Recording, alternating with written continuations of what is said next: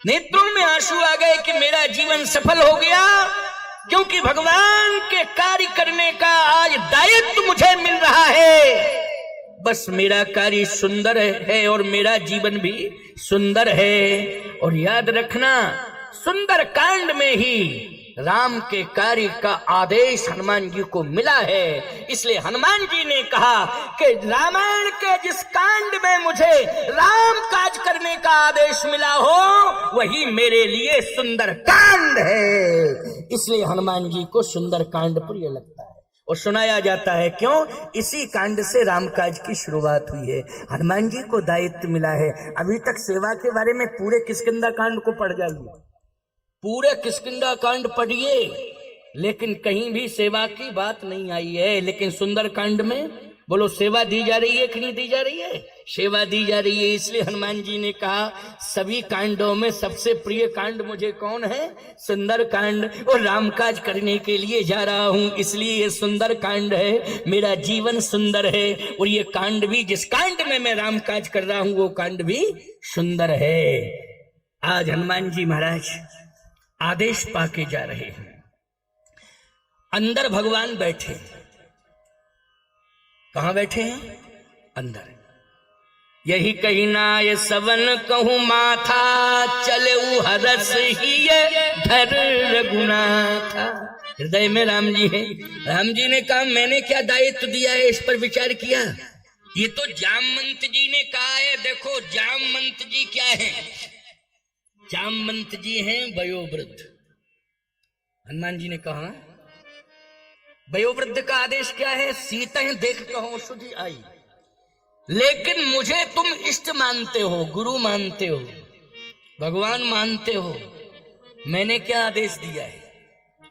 मैंने आदेश यही दिया है कि मुझे सीता का पता तो लग गया है, सीता कहां है ये जानकारी है, लेकिन सत्य तो यह है कि मुझे आवश्यकता है। किसकी? एक संत की आवश्यकता है। संत की आवश्यकता है। संत मत, कल चर्चा चली थी ना, कल जो लोग आए हैं प्रतिदिन कथा सुन रहे हैं उन्हें मालूम होगा। नए तरीके से आज श्रोता बन के जो लोग आए हैं उनको ये पता ही नहीं होगा कल क्या कथा हुई थी, या सोशल मीडिया में ये प्रसारण चल रहा है यूट्यूब चैनल से, तो लोग सुन रहे होंगे तो पता होगा। लेकिन आइए मैं थोड़ा संकेत दे दूं, संत मत। और संत कौन है? विभीषण जी महाराज हैं संत, बोलो हैं कि नहीं? और भगवान राम को किसकी जरूरत है? भगवान राम को लंका पर विजय प्राप्त करने के लिए सीता की जरूरत नहीं है, संत की जरूरत। बोलो भाई, सीता की जरूरत नहीं है, संत की जरूरत है। और संत कौन है? विभीषण जी महाराज। भगवान ने अंदर ही अंदर उर प्रेरक रघुवंश विभूषण, भगवान ने अंदर ही अंदर प्रेरणा दी है कि जामवंत जी ने कहा, सीता देख कहूं सुधि आई। ये भी कार्य करना है, वृद्ध की बात मानना, लेकिन मैंने भी तो कुछ दायित्व तुम्हें दिया है, उस दायित्व को भी पूरा करना। संत मुझे मिल जाए, राम को संत मिल जाए तो मत चार राम के पास होंगे। कौन? सती के रूप में कौन है जो अयोध्या में तप कर रही है? परम सती उर्मिला। और परम सैनिक के रूप में कौन है? लक्ष्मण। और संत के रूप में, परम संत के रूप में हनुमंत तुम हो। लेकिन तीन ही तो रावण के पास हैं, विभीषण जैसा संत, सुलोचना जैसी सती और मेघनाथ जैसा सैनिक। इसलिए तीन तीन मत बराबर हैं, एक मत राम को चाहिए लंका का, वो है संत विभीषण। इसलिए विभीषण को ले आओ मेरे पास। विभीषण अगर मुझे मिल जाएगा तो निश्चित रूप से सफलता मिलेगी। हनुमान जी ने कहा कि माता जी का भी पता लाके दूंगा और विभीषण जी को भी लाऊंगा। भगवान ने कहा, लेकिन एक बात सुनो, विभीषण जी को दबाव में मत लाना, दबाव देकर के नहीं लाना है। सहज में ही विभीषण मुझे स्वीकार कर ले। अच्छा एक बात बताओ, परमात्मा के प्रति सहज समर्पण होना चाहिए कि नहीं होना चाहिए? कि उसमें कोई प्रयास करे तब सहज समर्पण होना चाहिए। ध्यान से सुनो, माँ बाप के प्रति भी सहज समर्पण होना चाहिए। मोहल्ला वाले दबाव दें कि तुम माँ बाप को प्रणाम करो, मैं कह रहा हूं माँ बाप को प्रणाम, कोई मतलब नहीं है, कोई मतलब नहीं है। सहज ही समर्पण होना चाहिए। मेरे माँ बाप हैं, किसी से सिफारिश की जरूरत ही नहीं है। ऐसे ही गुरु के प्रति और परमात्मा के प्रति, माता पिता के प्रति सहज में ही समर्पण होना चाहिए। विभीषण संत है, मुझे चाहिए संत विभीषण, लेकिन सहज में ही मुझे स्वीकार कर ले। ऐसा नहीं कि कोई लोभ प्रलोभन देकर के उसे लाया जाए। अगर प्रलोभन देकर के संत मत राम के पास आएगा तो राम के अस्तित्व में धब्बा लग जाएगा, राम के चरित्र पर टिप्पणी होने लगेगी। बोलो होने लगेगी कि नहीं? नहीं नहीं नहीं, कोई लोभ प्रलोभ नहीं होना चाहिए, सहज में ही। हनुमान जी ने कहा कि आप तो आशीर्वाद दो, कृपा करो, और आप तो मेरे साथ चल ही रहे हो। भगवान ने कहा मुझे प्रकट मत करना, मैं तुम्हारे अंदर हूं, लेकिन मुझे लंका में प्रकट मत करना, नहीं तो इसमें भी धब्बा लग जाएगा कि लो राम जी खुद ही आए थे लंका चोरी चोरी और विभीषण से बातचीत करके गए हैं या लेके गए हैं। बोलो भाई, ये भी एक संशय की बात हो जाएगी कि नहीं हो जाएगी? भगवान राम ने कहा कि लंका में मुझे विभीषण के सामने प्रकट मत करना। हनुमान जी ने कहा कि आवश्यकता पड़ी तो देखेंगे, नहीं तो कोई जरूरत ही नहीं है, आप तो अंदर रहो, अंदर रहो, कोई दिक्कत की बात नहीं है, मैं पूरा प्रयास करूंगा, आप मार्गदर्शन करते रहना। भगवान ने कहा ठीक। अब हनुमान जी चले साहब, जैसे चले तो यहां प्रमाण मिलता है कि हनुमान जी ने क्या किया लंका में पहुंचकर। मंदिर मंदिर प्रतिकर शोधा शोध। अच्छा एक बात बताओ भैया, किस की खोज कर रहे हैं? मंदिर मंदिर प्रतिकर शोधा। जब संपाति ने कह दिया है कि अशोक वाटिका में सीता बैठी हैं, तो अशोक वाटिका तो सुनिश्चित जगह पर है, लेकिन मंदिर मंदिर प्रतिकर शोधा, हर मंदिर में हनुमान जी जा रहे हैं। अच्छा बोलो भाई, विभीषण संत है, संत को परा प्राप्त करने के लिए आप कहां जाएंगे? होटल में कि मंदिर में? बोलो भाई, मंदिर में जाएंगे कि होटल में घुस जाएंगे? महात्मा जी बैठे यहां, जरा बताओ। अब महात्मा जी रिमोट लाए, टीवी चला रहे होटल में, टोटल गड़बड़ है, समझ लेना, समझ लेना। महात्मा कहां मिलेगा? मैं एक बात कहता हूं, आपके घर में भी साधु ठहरा है, तो जिस कमरे में ठहरा है वो संत निवास हो गया है प्यारे। संत के रहने से वो क्या बन गया है? बोलो, संत निवास बन गया है। भले ही आपके घर के कमरे में ठहरा है, लेकिन जिसमें ठहरा है वो क्या है? संत निवास है। बोलो, है संत निवास की नहीं? घर नहीं है आपका, पूरा घर घर है, लेकिन जहां संत ठहरा है वो क्या है? संत निवास है। आप चित्रकूट जाओ, चित्रकूट जाओ और आप किसी होटल में पूछो जगत गुरु बैठे हैं कामदगिरि पीठाधीश्वर, अरे कामतानाथ जाओगे, वहां पूछोगे तब ना पता लगेगा कि अमेठी गए हैं कथा कहने के लिए, कि लखनऊ गए हैं, कि कानपुर गए हैं, किस जिले किस प्रांत में गए हैं, या आश्रम में, पता लगेगा वहां से? बोलो, लगेगा आश्रम से कि नहीं? लेकिन चित्रकूट के किसी होटल या लॉज में घुस करके पूछो, ये उचित नहीं है। महाराज एक देवी ने तो सभा में खड़े होकर के कह दिया हम चित्रकूट गए थे, आप मिले ही नहीं हमको। मैंने कहा हाँ, हम बाहर रहते हैं, लेकिन तुमने पूछा था? बोले हाँ पूछा था। तो हमने कहा बताया नहीं? बोले कोई बताया ही नहीं किसी ने। तो हमने कहा कहाँ पूछा था तूने? कामतानाथ मंदिर। बोले कामतानाथ मंदिर नहीं गई मैं। फिर बोले मैं तो बस स्टैंड पर रही। हमने कहा मूंगफली बेच रहे हैं क्या बस स्टैंड पर? जो लोग बता देते और मैं मिल जाता। बस स्टैंड पर पूछ रही है और कह रही है चित्रकूट में नहीं मिले, पता ही नहीं चला। कामतानाथ मंदिर में जाके पूछती और पता लगाती तो निश्चित रूप से पता लगता कि स्वामी जी अमुक जगह पर हैं। ये बस स्टैंड और रेलवे स्टेशन इस तरह नहीं मिलते हैं। हनुमान जी ने बोलो मंदिर मंदिर प्रतिकर शोधा। मंदिर मंदिर किसकी खोज कर रहे हैं? जल्दी बोलो।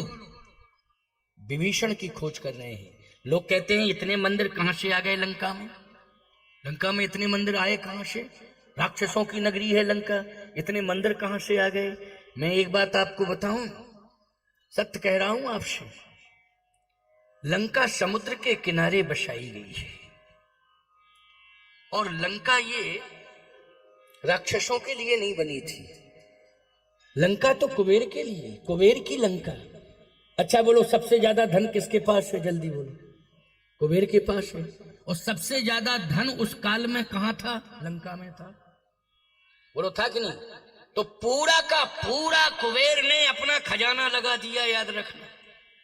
तो ये देवताओं के लिए लंका है और देवों के लिए और महादेव के लिए, दोनों के लिए। देव और महादेव, दैत्यों के लिए थोड़ी है।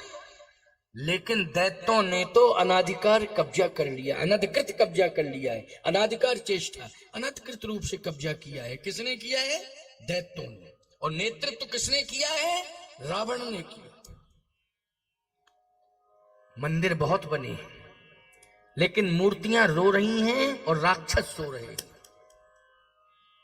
आजकल मंदिरों पर अगर प्रबंधन कमजोर है तो गुंडों का कब्जा हो जाता है, गुंडों का कब्जा हो जाता है। इसलिए मैं कहना चाहता हूं कि इतना सुंदर वातावरण बना करके चलो मठ मंदिरों का कि जिसमें गुंडों का प्रवेश ही ना होने पावे।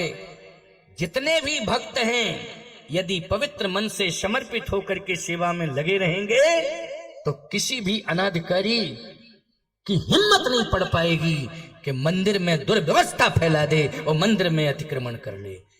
मैं दावे के साथ इस बात को कह रहा हूं। लेकिन कहीं ना कहीं हमारी असावधानी के कारण, लापरवाही के कारण, लापरवाहियों के कारण मंदिर में अनधिकृत लोगों का कब्जा हो जाता है और वो लोग जो है धन के प्रेमी हो जाते हैं, प्रभु के प्रेमी नहीं रहते हैं। मूर्तियां तो रोती हैं।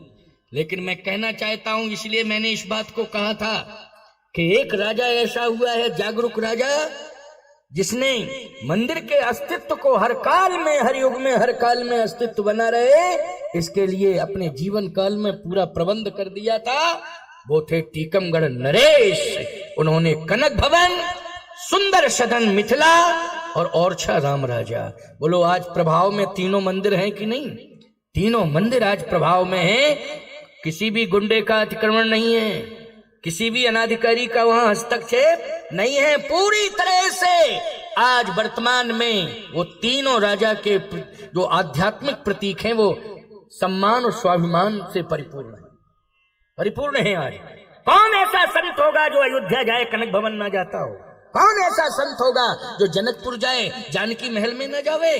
कौन ऐसा भक्त होगा जो ओरछा की यात्रा में न जाता हो, ओरछा की यात्रा न करता हो? अगर उसने तीर्थों में दर्शन का संकल्प लिया है, उसमें ओरछा को भी सुनिश्चित कर लिया है, ओरछा धाम को। इसलिए मैं कहना चाहता हूं कि एक बहुत ही सुंदर और दिव्य परमहंस आश्रम में ये दिव्य देवालय बन के तैयार हो गए हैं। अद्वितीय हैं, अनुपम हैं, आकर्षणीय हैं। और ऐसी बात नहीं, जिस मुहूर्त में देवताओं की प्रतिष्ठा हुई है वो मुहूर्त भी प्यारे इतना महत्वपूर्ण मुहूर्त था, क्योंकि स्वामी जी के नेतृत्व में प्राण प्रतिष्ठा हुई है कि मूर्तियां सदा जीवंत अवस्था में रहेंगी, अस्तित्व में रहेंगी। जो भी आप जब चाहेंगे मांगेंगे सब कुछ मिलेगा। लेकिन बस इतना ध्यान रखना पड़ेगा कि मूर्तियों का श्रृंगार, इनकी सेवा शुश्रूषा ये होती रहे और मूर्तियां सेवा के माध्यम से हंसती रहे। किसके माध्यम से? हंसती रहे। इसके लिए अगर इन देवताओं ने परम श्रेय दिया है अवधेश नारायण पांडे जी को, ये सौभाग्य मिला है और ये इन्होंने कीर्ति अमर कर दी है अपनी। लेकिन कल मैंने कहा था और आज भी मैं कह रहा हूं कि हमेशा हमेशा के लिए ऐसा प्रबंध कर दिया जाए कि उस धन से सेवा पूजा होती रहे और स्थायी रूप से धन सदा खजाने में बना रहे, बैंक में बना रहे, उसके ब्याज से सेवा पूजा होती रहे। अवधेश नारायण जी, भगवान ने तुम्हें बहुत सक्षम बनाया है और ठाकुर जी जान ना जाने तुम्हें क्या देने वाले हैं, अब क्या देने वाले हैं। और मैं तो कहता हूं कि कह निज मरम धर्म सब भाखा, जो जही लायक सो तही राखा।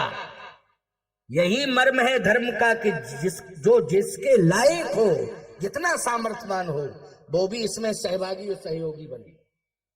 वो भी सहभागी और सहयोगी बने सामर्थ्यानुसार, क्योंकि ये स्थायी निधि इन देवालयों के लिए, इन देव प्रतिमाओं के लिए, ये हंसती रहे, मुस्कुराती रहे मूर्तियां और आपको आप पर कृपा बरसाती रही ये मूर्तियां, इसके लिए जो है स्थायी निधि हो जाएगी तो सेवा शुश्रूषा बहुत ही सुंदर ढंग से होगी, ये मुझे विश्वास है, पूरा आत्मविश्वास है। और इसके लिए अवधेश नारायण जी ने मुझे आश्वासन दिया है, मेरा मन प्रसन्न हो गया कि तुमने एक संत वाणी का आदर किया है। भगवंत भी प्रसन्न है तुम्हारे ऊपर और संत भी प्रसन्न है। याद रखना, परमहंस स्वामी जी की कृपा, ब्रह्मचारी जी महाराज की कृपा और कामतानाथ भगवान की भी परम कृपा तुम्हारे ऊपर है।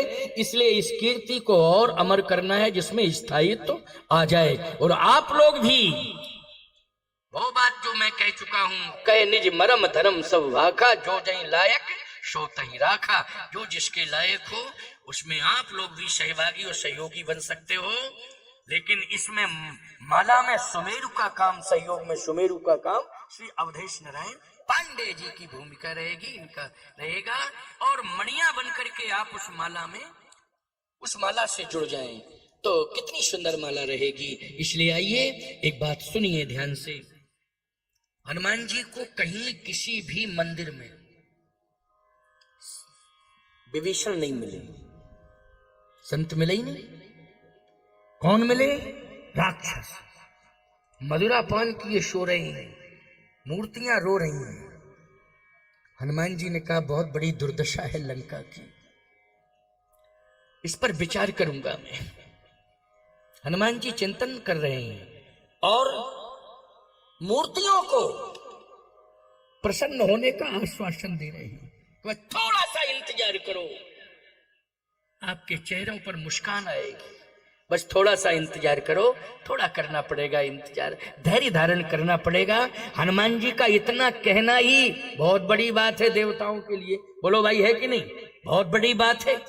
और हनुमान जी कभी हल्की बात नहीं करते हैं, जो कहते हैं वो करते भी हैं। देखा तो कहीं भी विभीषण जी मिले ही नहीं। सीता जी का तो पता है क्योंकि संपाति ने बता दिया। अब विभीषण जी भी बता देंगे मिलेंगे तो, लेकिन बता तो पहले संपाति जी ने दिया। हनुमान जी ने सोचा कि निश्चित रूप से संत पलायनवादी हो गया, लंका को छोड़ के वातावरण अच्छा नहीं पाया, विषाक्त वातावरण, इसलिए दुखी होकर के लंका का त्याग कर दिया है विभीषण जैसे संत ने। लेकिन नहीं प्यारे, असली संत वही है जो प्रतिकूलता में भी, प्रतिकूल वातावरण में भी धर्मानुकूल आचरण करके दिखावे, वही असली संत है। अनुकूल वातावरण में अनुकूल है ये कोई विशेषता नहीं है। तीर्थों में संत रह रहे हैं और आप वहां संत बन के भजन कर रहे हैं, कोई विशेषता नहीं, वहां तो अनुकूल वातावरण है। लेकिन जहां पर प्रतिकूल वातावरण है, विषाक्त वातावरण है, राक्षस हैं जो चुनौती दे रहे हैं, जिंदगी मौत की लड़ाई आप लड़ रहे हैं, फिर भी भगवान का भजन कर रहे हैं, धर्म सत्कर्म पूजा पाठ कर रहे हैं, इसका मतलब है आप में असली संतत्व है। और इसलिए भगवान ने विभीषण के लिए कहा, तुम सारिखे संत प्रिय मोरे, तुम्हारे जैसे संत मुझे प्रिय हैं। और आवश्यकता है तुम्हारे जैसे संत की कि राम को तुम मिल जाओ। आवश्यकता है, क्योंकि प्रतिकूल वातावरण में भी तुम संतत्व को कायम किए हो, पूजा कर रहे हो, तुलसी की रक्षा कर रहे हो, राम नाम को जप रहे हो, इससे बड़ी बात और क्या हो सकती है। वाह, प्रयास किया, निराश हो रहे थे लेकिन नहीं, प्रयास करना चाहिए, निराश नहीं होना चाहिए। प्रयास करो, सफलता जरूर मिलेगी। बस प्रयास करते रहे हनुमान जी, सफलता मिल गई। कहां मिली? लंका में। गोस्वामी जी करे, भवन कपुनी दीख सुहावा, हरि मंदिर तहाँ भिन्न बनावा, हरि मंदिर तहाँ भिन्न भवन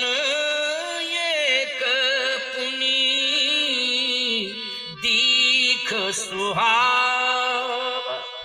भवन एक पुण्य दीक सुहावा, हरि मंदिर ता भिन्न बनावा। मर्यादा कितनी अच्छी है, सदगृहस्थ संत है, भवन अलग है और मंदिर अलग है, मर्यादा है ये। ऐसी बात नहीं है कि विभीषण जी महाराज विरक्त हैं, विरक्तों में भी विरक्त हैं वो, लेकिन सदगृहस्थ हैं, परिवार है, अलग से क्या बना है, भवन मंदिर अलग है।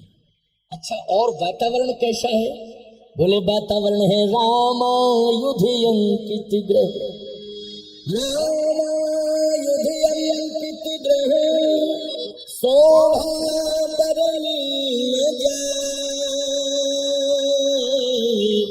नव तुलसिता वृंदतः, देख हरस कपिया। तुलसी केवल एक दो तुलसी नहीं, वृंदमानी समूह है, हरितमा है तुलसी में, गजब की हरितमा है, और समूह है तुलसी का, सुगंध आ रही है, जहां तुलसी होती है वहां सुगंध होती है। हनुमान जी ने कहा बहुत सुंदर वातावरण है। फिर देखा रामायुध, धनुष बाण, गजब की बात है, और फ्रंट पर है धनुष बाण, ऐसा नहीं कि अंदर छिपे हुए हो, फ्रंट पर रामायुध अंकित ग्रह, शोभा बरन न जाए। रावण निकले तो देख ले कि ये धनुष बाण किसके हैं, ये तिलक किसका है, ये राम जी का तिलक है, राम जी के धनुष बाण है, हम राम भक्त हैं, और राम की प्यारी हरि प्रिया ये तुलसी है।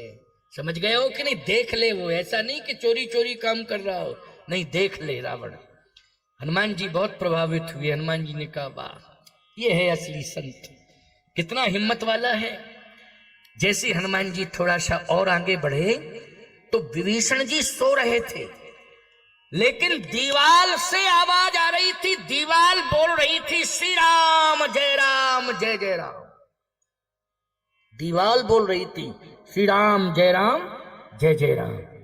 जहां पर राम नाम जपा जाता है, राम नाम वहां गूंजता है प्यारे, दीवालें भी राम राम जपने लगती हैं, राम का नाम जपने लगती हैं, क्योंकि जो चेतन को जड़ करे जड़े करे चैतन्य, जड़ को चैतन्य बनाने का सामर्थ्य राम में और राम के नाम में है। इसलिए श्री राम जय राम की ध्वनि उच्चरित हो रही है, गुंजायमान, दैदीप्यमान, वातावरण सुगंधित है, सुभाषित है, बहुत ही सुंदर।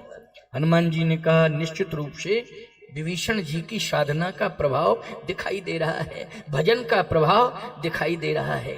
और गौर से सुना तो सो रहे थे, लेकिन कंठ से श्री राम जय राम श्री राम जय राम, राम राम कह के सोना तो श्वासाओं के साथ राम का नाम जुड़ जाता है। जितनी श्वासाएं निकलेगी ना सोते समय, वो सब राम नाम से जोड़ दी जाएंगे, सभी श्वासाओं में राम जी का नाम समाविष्ट हो जाता है। इसलिए राम राम कह के सोया करो।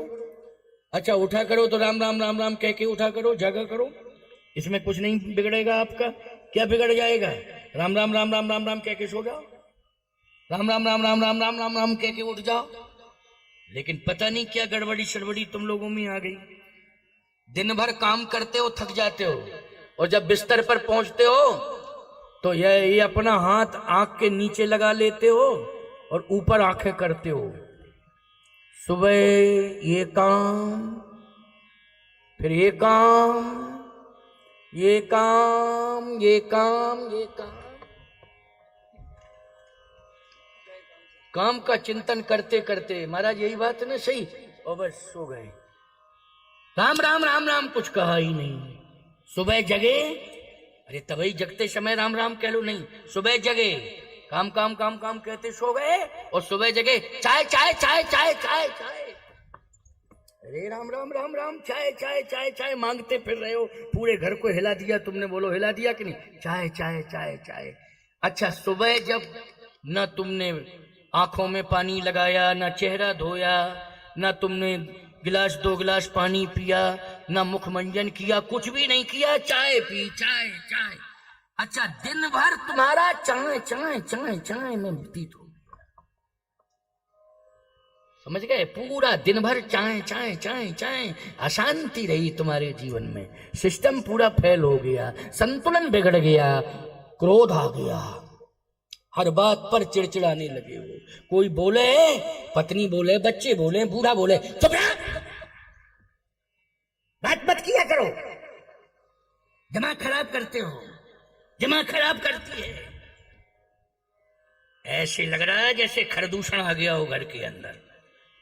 क्यों भाई? पूरा विरूपीकरण हो गया चेहरे का। कितना सुंदर चेहरा भगवान ने तुझे दिया है, तू इंसान है, इंसान से सुंदर ज्यादा कोई है 84 लाख योनियों में? बताओ भाई, हो तो शेर कितना बलवान होता है, लेकिन चेहरा, शेर का चेहरा देख लो, बलवान बहुत होता है। वीर तुम बड़े चलो, धीर तुम बड़े चलो, सामने पहाड़ो, सिंह की दहाड़ो। नाम सिंह ही का आया, सिंह की दहाड़ो, लेकिन चेहरा कैसा लगता है सिंह का? कभी मुस्कुराते हुए देखा तुमने सिंह को? लेकिन इंसान का चेहरा सौम्य है, सरल है, साज है, लेकिन तुम्हारी गलतियों के कारण आज तुम विरूपित हो गए हो। आज तुम ऐसे विवत स्वरूप में आ चुके हो कि कोई तुम्हारा चेहरा देखना पसंद नहीं करता है। इसलिए सावधानी से राम के नाम से जुड़ो, राम राम जपा करो, राम राम कह के सोया करो, राम राम कह के जागा करो, फिर देखो तुम्हारे चेहरे का सौंदर्य निखार आता रहेगा और निखरता रहेगा। इसलिए मैं कहना चाहता हूँ, राम का नाम औषधि भी है, राम का नाम ये अमृत भी है, और राम का नाम मोक्ष का मार्ग प्रशस्त करने वाला मार्गदर्शक भी है। इसलिए इस प्रकार से हमें आज राम के नाम के प्रभाव को समझना चाहिए। विभीषण जी राम राम राम राम राम राम राम राम कह रहे, हनुमान जी ने कहा। अब बहुत अच्छा रहा, क्योंकि संत की खोज में निकले, संत मिल गया, लेकिन संत मेरे पास कैसे आएगा? तो हनुमान जी ने कहा कि एक ही ताकत है। क्या? राम नाम की ताकत है। बोलो कौन सी ताकत है? राम। हनुमान जी महाराज भी राम राम राम राम राम। गोस्वामी जी कहते हैं, सुनत विभीषण उठते ही आए। विभीषण जी उठ के आ गए। राम नाम तो सुमरन कीना, हरस हृदय कपिसर्जन चीन्हा। यही सनहट करी हो पहचानी, साधु ते हो न कारज हानि। बस यही चिंतन चल रहा था, इतने में विभीषण जी महाराज आ गए। और जैसे विभीषण जी महाराज आए, देखा रात्रि का समय है। समय कौन सा है? बोलो भाई, रात्रि का समय है। मैं आपसे एक बात कहना चाहता हूं, लंका अति संवेदनशील है कि नहीं है? है कि नहीं? जैसे समाज में गुंडे बढ़ जाएं तो रात्रि में निकलना मुश्किल पड़ जाता है, और लोग दरवाजा नहीं खोलते हैं, बाहर नहीं निकलते हैं। क्यों? पता नहीं कौन सी घटना घट जाए, असामाजिक तत्व घूमते फिर रहे हैं। लेकिन विभीषण जी महाराज राम राम राम राम जब कानों में शब्द पड़ा, तो इतना बड़ा प्रभाव है कि राम नाम ने भय मुक्त कर दिया है। भय मुक्त कर दिया, भय चला गया। किसने भय मुक्त किया है? राम नाम। भक्त प्रहलाद को भय मुक्त किसने किया था? बोलो। राम नाम ने किया था भय मुक्त। नहीं तो इतना भय दिखाया गया तो प्रहलाद को, प्रहलाद जी कितना भय किसी को नहीं दिखाया गया। लेकिन राम नाम जपते थे तो राम नाम ने भय मुक्त कर दिया ना प्रहलाद जी को। विभीषण जी को भय मुक्त किसने किया है लंका में? राम नाम ने किया है। विभीषण जी निकल के आ गए, और जैसे ही निकल के आए तो याद रखना, स्वभाव संत का पकड़ो। श्री रघुवीर कृपालु कृपाते संत स्वभाव गहु। तुलसीदास जी महाराज कह रहे हैं, संत का स्वभाव, संत का स्वभाव होना चाहिए। संत का स्वभाव क्या है? तुम्हारे दरवाजे पर कोई आ जाए तो ये जरूर पूछो कोई कष्ट तो नहीं हुआ आने में। ये जरूर पूछो कि कोई कष्ट तो नहीं हुआ है, बैठो, इतना पूछो, ये धर्म कहता है। विभीषण जी ने यही पूछा है। करी प्रणाम, पहला पद है, करी प्रणाम से शुरुआत हुई, निकल के आए, रात्रि का समय है, बिल्कुल वातावरण शांत है। करी प्रणाम,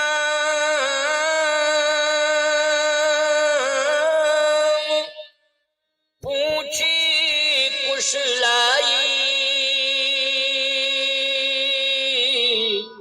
करी प्रणाम पूछी कुशलाई, विप्र कहूं निज कथा बुझाई। विप्र क्यों कहा? क्योंकि हनुमान जी ब्राह्मण का वेश बना के गए थे, इसलिए विप्र कहा है। कौन सा वेश बना के गए थे? ब्राह्मण का वेश बना के गए थे, इसलिए विप्र कहा है। कैसे ठीक हो, कोई दिक्कत तो नहीं है? हनुमान जी ने कहा नहीं, कोई दिक्कत नहीं। थोड़ी देर बाद बोले, आज भजन के प्रभाव से मुझे भगवान मिल गए। ये विभीषण जी कह रहे हैं हनुमान जी को देखिए, भजन के प्रभाव से विभीषण तुझे भगवान मिल गए। कि तुम राम राम राम, कि तुम राम दीन अनुरागी, कि तुम राम दीन अनुरागी, कि तुम राम दीन अनुरागी, आयु मोहि करन बड़ भागी, आयु मोहि करन बड़ भागी, आयु मोहि करन बड़ भागी, आयु मोहि करन बड़ भागी, कि तुम हरिदासन मह कोई, कि तुम हरिदासन मह कोई, मोरे हृदय प्रीति यश होई, मोरे हृदय प्रीत यश होई, मोरे हृदय प्रीति यश होई, मोरे हृदय प्रीत यश होई, मोरे हृदय प्रीति यश होई। आप राम हैं, भेष बदल के आए, राम का दर्शन मुझे मिल गया, राम का नाम जपते जपते जपते जपते राम दर्शन हो गया। यही राम मंत्र का प्रभाव है। राम मंत्र जपते जपते, राम का नाम जपते जपते एक दिन राम का दर्शन हो जाता है, राम का साक्षात्कार हो जाता है। ये राम नाम जपने का प्रभाव है। आज राम मिल गए। हनुमान जी ने कहा ना ना ना ना, क्या कह रहे हो, मैं राम नहीं हूं। हनुमान जी महाराज ने तुरंत कहा कि राम नहीं हूं मैं, भ्रमित मत होना। विभीषण जी ने कहा तो आप राम के दास हैं, कि तुम हरिदासन में कोई, आप राम के दास हैं। हनुमान जी ने कहा मैं राम का दास भी नहीं। फिर आप कौन हैं? मैं श्री राम के दासों का दास, दासानुदास हनुमान, दासानुदास। बोलो ये समर्पण की पराकाष्ठा है कि नहीं? दासानुदास कह रहे हैं हनुमान जी अपने को। इसलिए मैं कहना चाहता हूं, हनुमान जी जैसा बलवान महान आज अपने को दासानुदास कह रहा है। आप कहां खोए हो, कहां बैठे हो, कहां क्या सोच रहे हो? अपने विचारों में परिवर्तन करो, अपने को दासानुदास की कोटि में लाओ। किसमें? दासानुदास की कोटि में लाओ। ये अभिमान बंद करो, धन का अभिमान, बल का अभिमान, पद का अभिमान, ये सब अभिमान दूर करो। केवल हनुमान की शरण में चले जाओ और दासानुदास बन जाओ। जीवन सफल हो जाएगा, जीवन धन धन हो जाएगा, जीवन कृत कृत हो जाएगा। विभीषण जी ने कहा कि मुझे विश्वास है क्या कि अब मुझे राम मिल जाएंगे। हनुमान जी मन ही मन सोच रहे काम बन गया, हमारा काम बन गया। क्योंकि प्रभु भी यही सोच रहे हैं ना, प्रभु भी यही सोच रहे हैं। क्या सोच रहे हैं प्रभु? राम जी सोच रहे हैं कि मुझे संत विभीषण मिल जाए, और विभीषण सोच रहा है मुझे राम मिल जाए। क्यों भाई? विभीषण क्या सोच रहा है? मुझे राम मिल जाए। और राम जी क्या सोच रहे हैं? मुझे विभीषण मिल जाए। अब तो मुझे राम मिल जाएंगे। आप आ नहीं रहे थे, लेकिन आपको श्री राम ने भेजा है मेरे पास और विवश किया है आने के लिए, विवश किया है। आप आना नहीं चाहते थे, लेकिन राम जी ने मेरे ऊपर कृपा की है और मुझे दर्शन देना था प्रभु राम को, इसलिए आपको भेज दिया है। जो रघुवीर, जो रघुवीर